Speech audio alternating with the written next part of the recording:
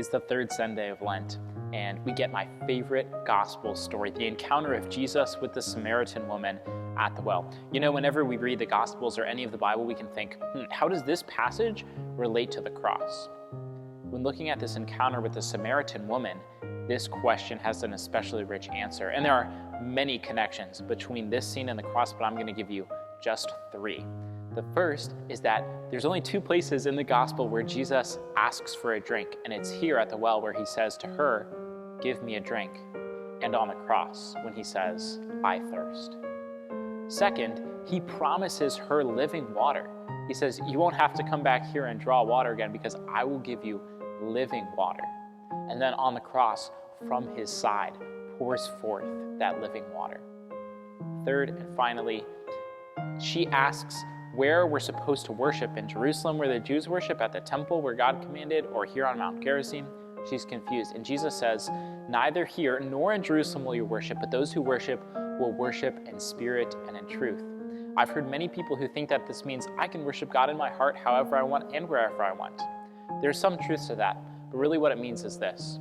Worship is sacrifice. They used to sacrifice many animals, but now there's only one sacrifice, Jesus on the cross. So if you want to worship God, you have to worship with that sacrifice. How do I? It's already been offered. Jesus already made that sacrifice. How do I offer that sacrifice? We offer that sacrifice of Jesus on the cross by coming to Mass, to be united to that in spirit and in truth. So when Jesus says, those who worship will worship in spirit and in truth, he means those who worship will worship with me on the cross. Those who worship will come to their local parish for Mass.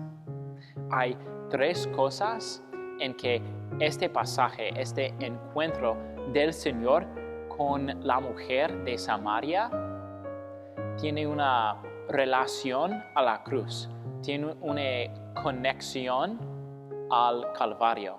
Hay tres maneras. El primero, aquí con la mujer, el Señor le pide, dame alguna agua para tomar. Y otra vez, en la cruz, el Señor dice, tengo sed. Segundo, el Señor promesa agua viviente, ¿sí? Agua que viva. Y en la cruz, del costado de Cristo, hay un río de esta agua viva.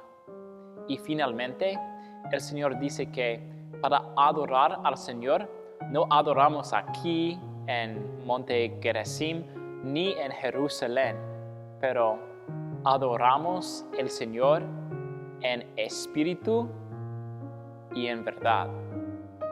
¿Cómo hacemos? Necesitamos adorar al Señor en la manera de Cristo, su sacrificio en la cruz. ¿Cómo participamos en este sacrificio de Cristo en la cruz? A través de la misa, donde Calvario está representado en espíritu y en verdad.